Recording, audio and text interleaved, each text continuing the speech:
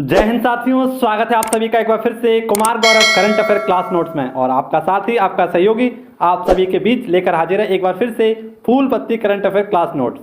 जी हाँ मित्रों, आज के सारे क्वेश्चन आपके लिए बेहद इंपॉर्टेंट है। आज की वीडियो आपके लिए बेहद इंपॉर्टेंट इसलिए है क्योंकि सारे क्वेश्चनों के इंपॉर्टेंट और लल्लन टॉप क्वेश्चन मैं आपके लिए बेहतरीन तरीके से लेकर आया हूँ। और आज मैं आपको एक ऐसे व्यक्ति से मिलाने वाला हूँ जो आपके जीवन में एक बहुत बड़ी क्रांति लाने वाले हैं। जी हाँ मित्रों, आज आपसे मिलवाऊंगा एक ऐसे व्यक्ति से और ऐसे फैक्चुअल फैक्टों पर हम बात करेंगे जो आपके जीवन में एक तरक्की की ओर लेकर जाएंगे। तो आइए मित्रों, शुरुआत करते हैं इस बेहतरीन से सेशन की। और आज का हमारा मोटिवेशनल कोड आपको काफ़ी ऊर्जावान बनाएगा। आज का हमारा मोटिवेशनल कोड आपके सामने है, नशा की मेहनत। कैसे मित्रों? नशा की मेहनत करो ताकि बीमारी भी सक्सेस वाली लगे।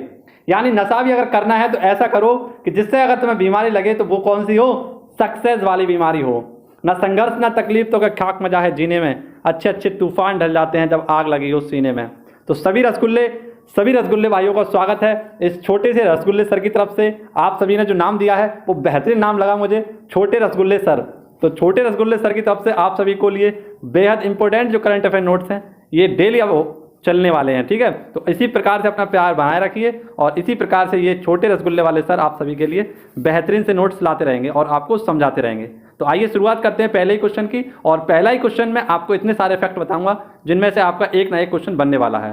पहला क्वेश्चन है, हमसे पूछा गया है हिमाचल दिवस। ठीक है मित्रों, कौन सा? हिमाचल दिवस। अब इसके बारे में जानते हैं हिमाचल दिवस क्यों मनाते हैं।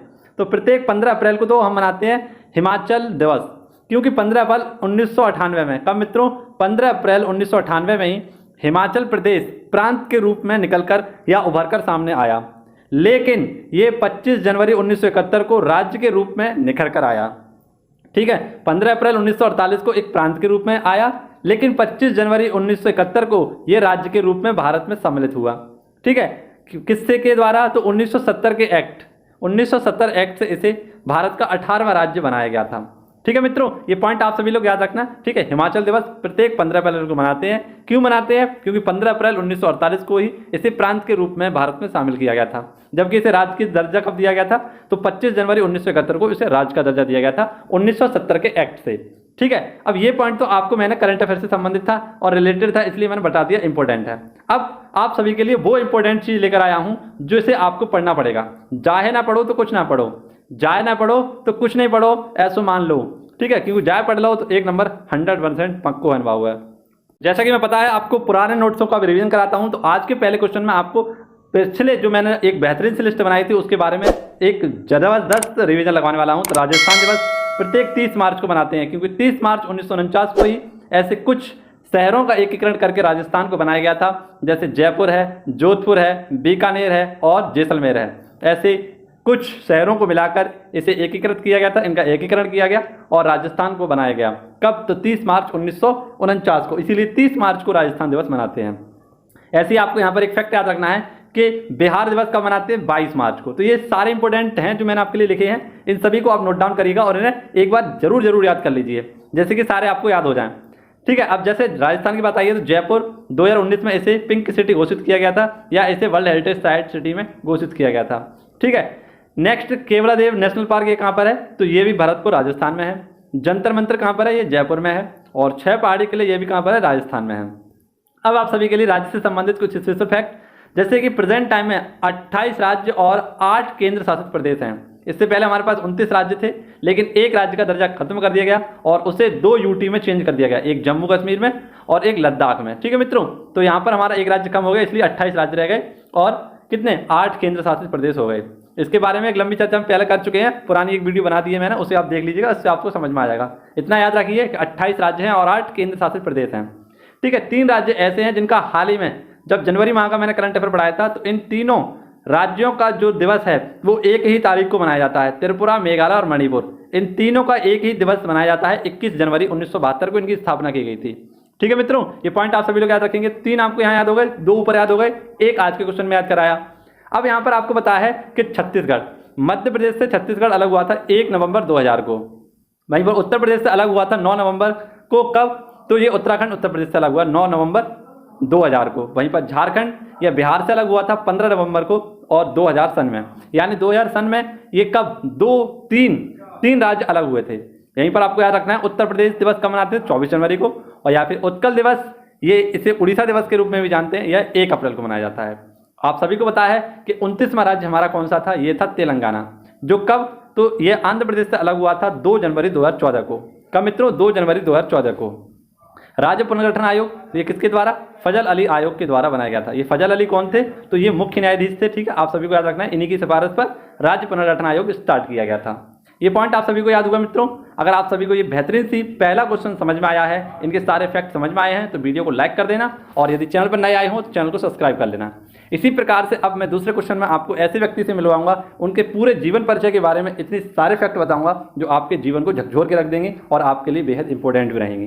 तो आइए मिलते हैं क्वेश्चन नंबर 2 में ऐसे व्यक्ति से जो आपके लिए बहुत इंपॉर्टेंट है। ठीक है, शिक्षा वह शेरनी का दूध है जो जितना पिएगा वो इतना दहाड़ेगा। तो माननीय भीमराव अंबेडकर जयंती, और इसी की जयंती को समानता दिवस के रूप में हाल ही में एक राज्य निकल कर आया है जिसने समानता यानी इक्वलिटी दिवस के रूप में मनाने की घोषणा की है। और ये बेहतरीन सा काम किया है तमिलनाडु ने, अपने दक्षिणतम राज्यों में शामिल तमिलनाडु ने यह बेहतरीन सा कार्य किया है और अंबेडकर जी की जयंती पर समानता दिवस के रूप में इस दिवस को घोषणा की है। आप सभी को पता है कि अंबेडकर जयंती कब मनाते हैं? तो 14 अप्रैल को मनाते हैं। ठीक है, और ये बेहतरीन सा वर्क जो किया है ये तमिलनाडु के M.K. स्टालिन जो कि यहाँ के मुख्यमंत्री हैं, इनके द्वारा इस दिवस की घोषणा की गई है। क्यों की गई है? तो तमिलनाडु में छुआछूत कम हो सके। क्या हो सके? छुआछूत बिल्कुल समाप्त हो जाए, इसके लिए। हालांकि हमें पता है कि आर्टिकल 17 के द्वारा भारतीय संविधान में छुआछूत को अलग कर दिया गया है या अस्पृश्यता का अंत कर दिया गया है, लेकिन कहीं ना कहीं आप देखते हैं कि ये चीज़ अभी भी थोड़ी मानसिक रूप से बनी हुई है लोगों में। इसी को कम करने के लिए तमिलनाडु के मुख्यमंत्री ने समानता दिवस के रूप में बनाने की घोषणा की है अम्बेडकर जयंती को। ठीक है, आप सभी को पता है कि हमारे पास अभी प्रेजेंट टाइम में 6 मौलिक अधिकार हैं। कितने?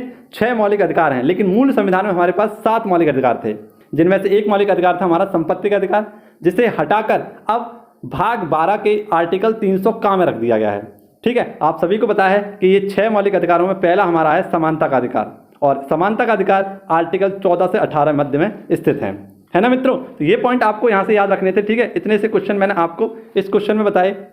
अब आपको बताऊंगा कुछ इंपॉर्टेंट फैक्ट। तो ये अलग रहे हमारे फैक्ट, इन्हें आप अलग रखिए। अब आपको पता है कि अंबेडकर जयंती के अवसर पर स्टैचू ऑफ नॉलेज की स्थापना की गई थी। कहाँ पर? एक स्टैचू ऑफ नॉलेज बनाई गई है लातूर महाराष्ट्र में।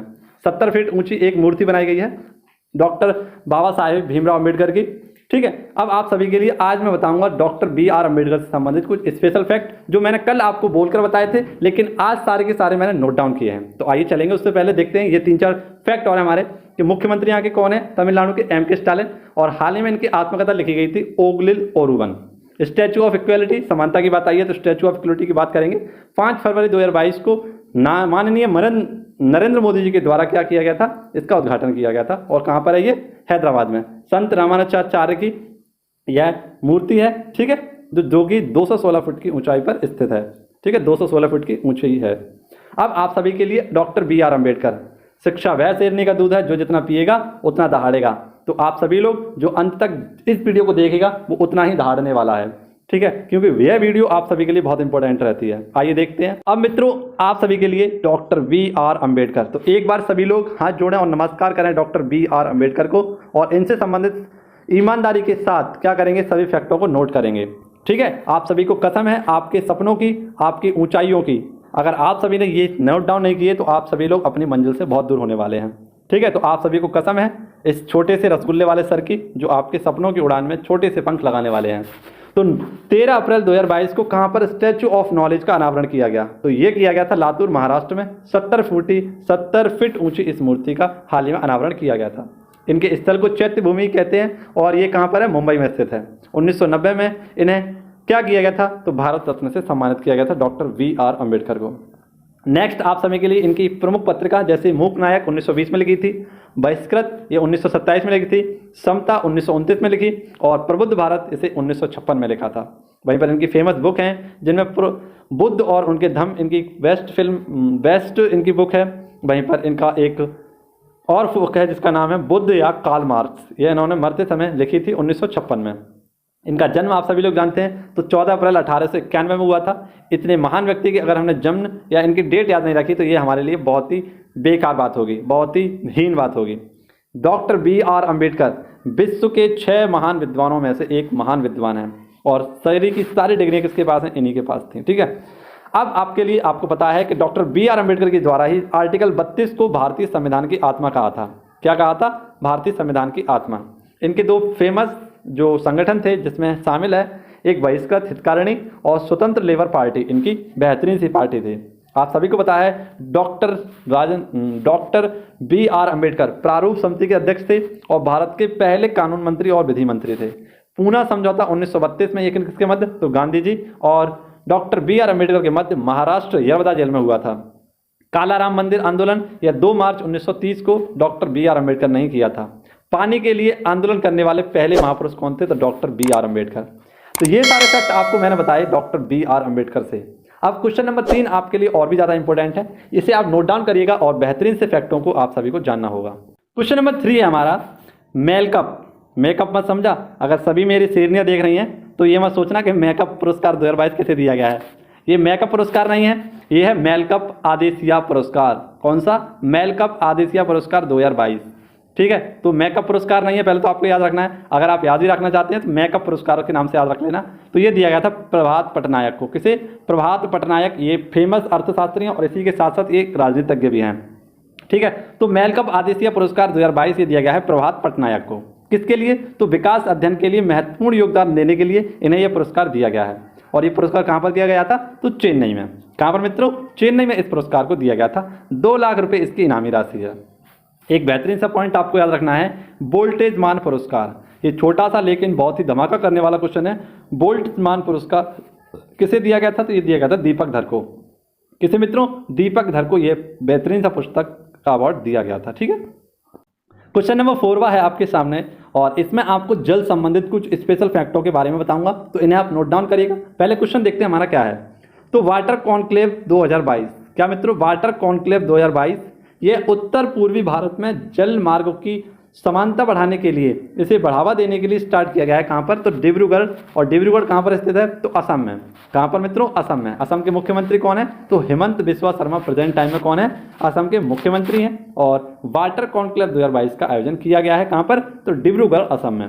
यह 11 से 12 अप्रैल के मध्य चला था। कब? 11 से 12 अप्रैल के मध्य ये चला था। ठीक है, और इसमें हेल्प किसने किया है? तो कई सारी संस्थाएं इसमें हेल्प किया है और इनमें प्रमुख संस्था का नाम आपको याद रखना है, फिक्की संस्था। और इसी के साथ साथ बजट 2022 में किसका? तो पीएम गति शक्ति मास्टर प्लान का जो रखा गया था, इसने भी इसमें सहायता की है। ठीक है, आप सभी को यहाँ पर एक फैक्ट याद रखना है कि तेल का पहला कुआं कहाँ पर खोजा गया था? तो ये डिब्रूगढ़, असम में ही खोजा गया था। ठीक है, ये पॉइंट आप सभी लोग याद रखेंगे। और आपको वाटर कॉन्क्लेव 2022 का याद रखना है कि इसका आयोजन कहाँ पर किया गया? तो डिब्रूगढ़, असम में। वाटर से संबंधित ये स्पेशल फैक्ट आपके समर्पित हैं। देखो मित्रों, आप सभी का प्यार इस प्रकार से जो नहीं मिल रहा है, उस प्यार को बढ़ाइए थोड़ा सा, क्योंकि आप अगर आप प्यार नहीं बढ़ाएंगे तो देखो मित्रों, इतनी गर्मी में हम आपके लिए वीडियो बनाते हैं, इतनी गर्मी में बैठे हैं कि आप सोच नहीं सकते। एक बंद कमरे में मैं बैठा हुआ हूँ और पसीना ऐसे टपक रहा है, ऐसे चल रहा है जैसे कि नहा रहा हूँ। ठीक है मित्रों, तो ना संघर्ष ना तकलीफ, तो खाक मजा है जीने में। अच्छे अच्छे तूफान ढल जाते हैं जब आग लगी हो सीने में। जो सौरभ भाई हमारे मोबाइल पकड़े हुए हैं और आप सभी को पता है कि मोबाइल कितना ज़्यादा हैंग कर रहा है। आज की क्लास आपने देखी होगी तो काफ़ी दिक्कत कर रही थी। तो अपना सपोर्ट और अपना भाईचारा बनाए रखिए जल्दी से और बेहतरीन से इस सेशन का मजा लीजिए, जिससे कि जल्दी से हमारा चैनल मोनेटाइज हो और आप सभी के लिए बेहतरीन तरीके से मैं और भी ज़्यादा इंपॉर्टेंट क्लास को रख सकूँ। ठीक है मित्रों, तो केवल एक ही क्लास हो पाती है हमारी जो करंट अफेयर की है, लेकिन मेरे कई साथी मुझसे कह रहे हैं कि सर आप जीके की वीडियो भी बनाया करिए, वो काफ़ी हेल्प करती हैं। तो मित्रों आप सभी लोग सपोर्ट करिए बस, और मैं बेहतरीन तरीके से आप सभी को जीके करंट अफेयर बेहतरीन तरीके से तैयार करा दूंगा, जिससे कि आपको कम मेहनत में अच्छा स्कोर कर सकेंगे। तो आइए मित्रों देखते हैं, हमारा पहला क्वेश्चन है जो कि हमारा संबंधित है जलों से। तो विश्व जल दिवस कब मनाते हैं? प्रत्येक 22 मार्च को विश्व जल दिवस मनाते हैं। 1993 से इस दिवस को मना रहे हैं। और SDG नंबर 6 यानी वाटर मैनेजमेंट से संबंधित है ये। Ground level water making in visual इसकी थीम है। हर घर जल वाला पहला राज्य कौन सा है? गोवा है। वाटर प्लस सिटी कौन सी है? इंदौर है। ड्रिंक फ्रॉड टैब यह पुरी उड़ीसा में है। वाटर मेट्रो यह कोची से स्टार्ट हुई थी। और अटल भूजल योजना यह भूमिगत जल को बढ़ावा देने के लिए 25 दिसंबर 2019 से स्टार्ट की गई थी। ठीक है मित्रों, ये आप सभी लोग याद रखें, आपके लिए बेहद इंपॉर्टेंट क्वेश्चन है। अगला क्वेश्चन आप सभी को समर्पित है। आप सभी लोग एक छोटे से गली में बेहतरीन सा मैच खेलते हैं और उस समय आपके घर में आपकी खिड़कियों के पास, आपके पड़ोसियों के पास ये बॉल आती है और एक बेहतरीन सी जो फीलिंग होती है ना, वो उस समय होती है जब हम क्या खेलते हैं, क्रिकेट गली खेलते हैं। गली में जो क्रिकेट खेलते हैं उसका मज़ा ही कुछ अलग है और आज भी जब मन आ जाता है तो हम लोग खेल भी लेते हैं। ठीक है मित्रों, तो क्या आप सभी लोग भी क्रिकेट गली खेलते हैं, है ना? तो आप सभी लोग अगर खेलते हैं गली वाला क्रिकेट तो एक बार हमें कमेंट बॉक्स में बताइएगा कौन कौन से मेरे साथी गली वाला क्रिकेट खेलते हैं और उन्हें बहुत मज़ा आता है। छोटे छोटे बच्चों के साथ खेलते हैं, बहुत अच्छा लगता है। Street child cricket world cup, कौन सा मित्रों? Street child cricket world cup 2023। इसका आयोजन कहाँ पर किया जाएगा? तो इसका आयोजन हमारे भारत में ही किया जाएगा, क्योंकि जो क्रिकेट गली स्टेडियम है ये काफ़ी इंपॉर्टेंट रहता है। कहाँ पर? भारत में ही। इसमें कुल 22 टीम खेलने वाली हैं। कितनी? कुल 22 टीम खेलने वाली हैं। इसका उद्देश्य क्या है? Save the children. क्या है मित्रों? Save the children. क्योंकि आजकल बच्चों कहाँ पर लगे हुए हैं? ज़्यादातर बच्चे लगे हुए हैं पबजी गेमों में, मोबाइल में ही पूरा दिन घुसे रहते हैं, यानी सारे के सारे गेम उनके डाउनलोड कर लेते हैं और उन्हें खेलते रहते हैं, घर से बाहर नहीं निकलते हैं। तो इसी चक्कर में इस बेहतरीन से वर्ल्ड कप की स्थापना की गई है, शुरुआत की गई है। ठीक है मित्रों, और ये 2023 का भारत में होने वाला है। इसमें लड़कियां और लड़के साथ साथ खेलेंगे। कैसे खेलेंगे? लड़के और लड़के एक साथ खेलने वाले हैं। ये पॉइंट भी आपको याद रखना है। ये 2019 का लंदन में आयोजित किया गया था, तब इसमें कुल 8 टीमों ने भाग लिया था और इसमें विजेता टीम रही थी इंडिया टीम साउथ। कौन सी टीम? इंडिया साउथ इसमें क्या रही थी? विजेता रही थी और उपविजेता इसमें इंग्लैंड रहा था। ठीक है, आप सभी को ये पॉइंट याद रखिएगा। सबसे युवा नोबेल पुरस्कार, तो आप सभी को पता है सबसे युवा नोबेल पुरस्कार किसे दिया गया है? मलाला यूसुफजई को। ठीक है, मलाला यूसुफजई को यह शांति का नोबेल पुरस्कार सबसे युवा, मात्र 17 वर्ष की उम्र में यह पुरस्कार दिया गया था। ठीक है, अब कुछ आगामी ऐसे हमारे फैक्ट थे जो आप सभी को पता है कि आगे आने वाले जो खेल हैं उनके बारे में एक छोटी सी लिस्ट बनाइए, इन्हें देखिएगा। 2-3 क्वेश्चन है। तो जैसा कि मैंने उस दिन आपको बताया था कि राष्ट्रमंडल 2026 का आयोजन कहाँ पर होगा? ये विक्टोरिया ऑस्ट्रेलिया में होने वाला है। राष्ट्रमंडल खेल यानी कॉमनवेल्थ खेल 2026 का आयोजन कहाँ पर होगा? विक्टोरिया ऑस्ट्रेलिया में। पहला कहाँ पर हुआ था? हैमिल्टन कनाडा में। ठीक है, और हाल ही मैंने आपको बताया था कि 500वां रणजी मैच किसके साथ? जम्मू कश्मीर और रेलवे के मध्य खेला गया था। आईसीसी T20 वर्ल्ड कप 2024 का आयोजन कहाँ पर होगा? तो अमेरिका और वेस्ट इंडीज में होगा। पहली महिला अंडर 19 वर्ल्ड कप, इसका आयोजन कहाँ पर होगा? तो साउथ अफ्रीका में। और कब? 2023 में। तो ये 2-3 पॉइंट आप सभी लोग याद रखना। आइए बढ़ते हैं क्वेश्चन नंबर नेक्स्ट की ओर और एक बार सभी लोग जयकारा लगा देंगे। बोल सच्चे दरबार की जय, बोल हनुमान बाबा की जय। तो सभी को एक बार प्रणाम कर लीजिए और हनुमान बाबा से जो कुछ भी आपको मानना है तो एक बार मांग लीजिए, क्योंकि आप सभी को आज हमारे करंट अफेयर में दर्शन देंगे हनुमान बाबा। कौन देंगे? तो हनुमान बाबा आप सभी को आज देने वाले हैं। आप सभी को पता है कि आज यानी कि 16 तारीख को क्या है? हनुमान जयंती है और इसी के शुभ अवसर पर माननीय प्रधानमंत्री मोदी जी ने, किसने मित्रों? माननीय प्रधानमंत्री मोदी जी ने हनुमान जी की 108 फीट की ऊंची प्रतिमा का अनावरण किया है, इसका लोकार्पण किया है। और कहाँ पर किया है? तो मोरबी गुजरात में। कहाँ पर मित्रों?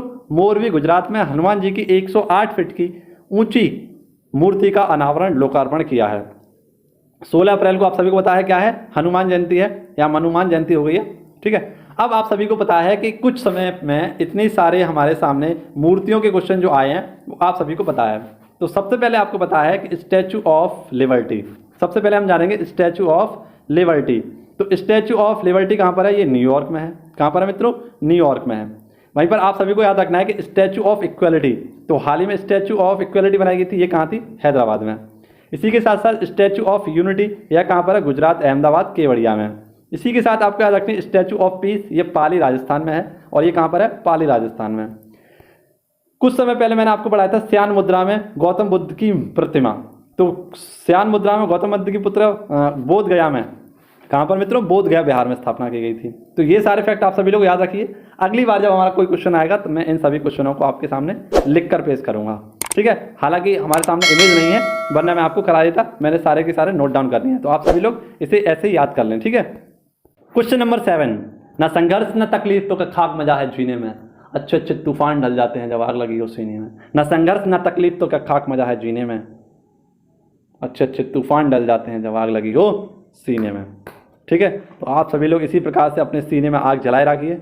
तेरे सीने में ना ही सही, मेरे सीने में ही सही हो कहीं भी, ये आग जलनी चाहिए, ये आग जलनी चाहिए, ये आग जलनी चाहिए।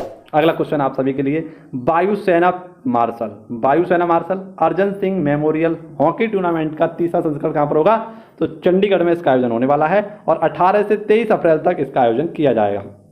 ठीक है, ये पॉइंट आप सभी को यहाँ से याद रखना है। अब हॉकी की बात आई है तो हाल ही में मेजर ध्यानचंद खेल रत्न पुरस्कार ये 12 खिलाड़ियों को दिया गया था और इसमें से 2 खिलाड़ी हॉकी के थे। ये कौन कौन से थे? तो PR श्रीजेश और मनप्रीत सिंह। ये हॉकी कप्तान हैं और ये हॉकी के गोलकीपर हैं। ठीक है मित्रों, नेक्स्ट क्वेश्चन आप सभी के सामने क्वेश्चन नंबर 8 और महिलाओं संबंधित जितनी भी योजनाएं हैं आज इनके बारे में हम चर्चा करने वाले हैं। तो पहले हमारा क्वेश्चन देखते हैं, इंपोर्टेंट क्वेश्चन है, पूरा क्वेश्चन मैंने लिखा है तो आपको भी पूरा क्वेश्चन पढ़ना पड़ेगा।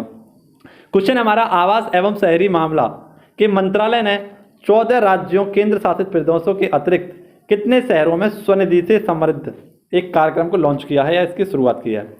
तो आप सभी को पता है स्वनिधि ये स्ट्रीट वेंडर्स के लिए 2020 में एक योजना स्टार्ट की गई थी और उसी का नया रूप सामने आया है स्वनिधि से समृद्धि। और इसे हाल ही में किसने? तो आवासीय एवं शहरी मामलात मंत्रालय के मंत्री हरदीप पुरी के द्वारा स्टार्ट किया गया है 125 नए शहरों से। कहाँ से मित्रों? 125 नए शहरों से इसकी स्टार्टिंग की गई है स्वनिधि से समृद्धि। कब इसकी स्थापना की? तो 12 अप्रैल 2022 से इसकी शुरुआत की गई है। स्वनिधि योजना मैंने आपको पढ़ाई थी क्योंकि 2020 से हम आपको करंट अफेयर नोट्स दे रहे हैं तो आप सभी को इसे याद भी होगा। ठीक है, तो जून 2020 से स्टार्ट किया गया था। ठीक है, ये आप पॉइंट आप याद रखना। आप सभी के लिए नेक्स्ट क्वेश्चन है क्वेश्चन नंबर 9 और क्वेश्चन नंबर 9 आप सभी के लिए लेजर मिसाइल प्रणाली सफल। इसका सफल परीक्षण किसने किया है? तो लेजर मिसाइल रक्षा प्रणाली इसका हाल ही में सफल परीक्षण किया है इजराइल से। तो इजराइल ने इसका सफल परीक्षण क्यों किया है? कि इजराइल जो है चारों तरफ से कैसे घिरा हुआ है? दुश्मनों से घिरा हुआ है। यहाँ पर आप सभी को पता है गाजा पट्टी, और गाजा पट्टी पर इसका एक आतंकवादी संगठन है जिसका नाम है हमास। तो इसी से रक्षा के लिए इसने क्या किया है? एक लेजर मिसाइल प्रणाली की शुरुआत की है। यह इजराइल के द्वारा स्टार्ट की गई है। इसका नाम क्या है? तो आयरन बीम। क्या नाम है मित्रों? आयरन बीम इसका नाम है। ठीक है, ये क्या है? एयर डिफेंस सिस्टम है। और एयर डिफेंस सिस्टम क्या है आप सभी को पता है? इनका था मैंने आपको पढ़ाया था, जैसे भारत का है इंद्रजाल, ऐसे इनका था आयरन डोम पद्धति। कौन सी मित्रों? आयरन डोम पद्धति। और इजराइल ने ही आयरन डोम पद्धति किसे दी है? तो भारत को दी है और भारत ने उसका नाम रखा है क्या? तो ये रखा है Indrajaal. Question number 10, Neptune antiship cruise missile. तो नेपच्यून हाल ही में ये नेपच्यून चर्चा का विषय बना हुआ है और इस नेपच्यून ने क्या किया है? तो यूक्रेन का एक युद्धपोत है जो, माफ करना, ये रूस का सबसे बड़ा युद्धपोत है जिसका नाम है मॉस्क्यू। और इस मॉस्क्यू पर क्या कर दिया? हमला कर दिया, इसे नस्ते नाबूद कर दिया। ठीक है, इसलिए चर्चा का विषय बना हुआ है कि यूक्रेन के द्वारा, यूक्रेन का एक एंटीशिप क्रूज मिसाइल है, इसके द्वारा क्या किया गया? तो मॉस्क्यू जो कि युद्धपोत है किसका? रूस का, इस पर हमला किया और उसे नस्ता नाबूद कर दिया। ठीक है, इसलिए चर्चा का विषय बना हुआ है। नेपच्यून जो है ये कैसी एंटीशिप क्रूज मिसाइल है? इसका निर्माण 2014 में किया गया था जब क्रीमिया और रूस का क्या युद्ध होने वाला था, तो उस समय जल्दी जल्दी इसका निर्माण कर दिया गया था नेपच्यून का। नेपच्यून आप सभी लोग जानते हैं कौन सा ग्रह है? वरुण ग्रह है। ठीक है, जो कि सबसे दूर है सूर्य से। कौन सा ग्रह? सूर्य से सबसे दूर और सबसे ठंडा ग्रह है। ठीक है, ये पॉइंट आप सभी लोग याद रखना। क्वेश्चन नंबर 11, रोहित शर्मा विराट कोहली के बाद T20 क्रिकेट में 10,000 रन बनाने वाले दूसरे महान खिलाड़ी बन चुके हैं रोहित शर्मा। द हिटमैन रोहित शर्मा कौन से खिलाड़ी बने हैं? तो दूसरे ऐसे खिलाड़ी बने हैं जिन्होंने T20 में सर्वाधिक 10,000 रन बनाए हैं। ठीक है, और पहले स्थान पर कौन है? तो विराट कोहली हैं। आज का सवाल आपकी स्क्रीन पर है, ये बेहद इंपॉर्टेंट क्वेश्चन है आप सभी के लिए परीक्षाओं की दृष्टि से। और हाल ही में 26 मार्च 2022 को इंडियन प्रीमियर लीग का कौन सा संस्करण शुरू किया गया? तो इंडियन प्रीमियर लीग का कौन सा संस्करण स्टार्ट किया गया? इसका आंसर आपको कमेंट बॉक्स में देना है। ठीक है, इसी के साथ आज के सारे क्वेश्चन हमारे समाप्त होते हैं। आप सभी के लिए वर्ल्ड मैप के जो मैंने क्वेश्चन थे वो लिख लिए हैं। ठीक है, तो अगली क्लास में आपको वर्ल्ड मैप के जो क्वेश्चन मैंने लिखे हैं, अफ्रीका महाद्वीप, एशिया महाद्वीप और इसी के साथ साथ जितने भी हमारे महाद्वीप हैं, 7 महाद्वीप के क्वेश्चन मैं आपको प्रोवाइड कराने वाला हूं एक के साथ। तो आप सभी का बहुत बहुत धन्यवाद। एक बार अभी सभी लोग जितने मेरे 90% भाई हैं, इन 90% भाइयों ने अभी तक ना तो बेल आइकन घंटी दबाई है और ना ही अपने चैनल को सब्सक्राइब किया है। तो अगर ये सारे के सारे दोस्त, साथी और हमारी बहनें इस चैनल को अगर सब्सक्राइब कर लेगी तो आज ही चैनल एकदम चमक जाएगा। क्या हो जाएगा? एकदम चमक जाएगा और आप सभी के लिए बेहतरीन तरीके से मैं आपको वीडियो प्रोवाइड भी करा पाऊँगा। तो बस आप सभी लोग ऐसा करिए, इस चैनल को सब्सक्राइब कीजिए, दोस्तों के साथ शेयर कीजिए, है ना, और जितना हो सके उतना सपोर्ट कीजिए, क्योंकि जितना हो रहा है मैं आपको सपोर्ट कर रहा हूँ, तो आपका भी ये धर्म बनता है कि एक बार आप सभी लोग मुझे सपोर्ट करें, क्योंकि आपके सपोर्ट से ही, आपके प्यार से ही, आपके सम्मान से ही इस चैनल के द्वारा मैं आप सभी को बहुत आगे तक ले जाऊँगा। ये छोटा सा टुकड़ा ही सही, लेकिन पूरे बाजार में आग लगाने के लिए काफ़ी है। ठीक है मित्रों, तो इसी के साथ आप सभी से विदा चाहेंगे और मिलेंगे आप सभी से अगले वीडियो में। धन्यवाद। जय हिंद, जय भारत, वंदे मातरम, भारत माता की जय।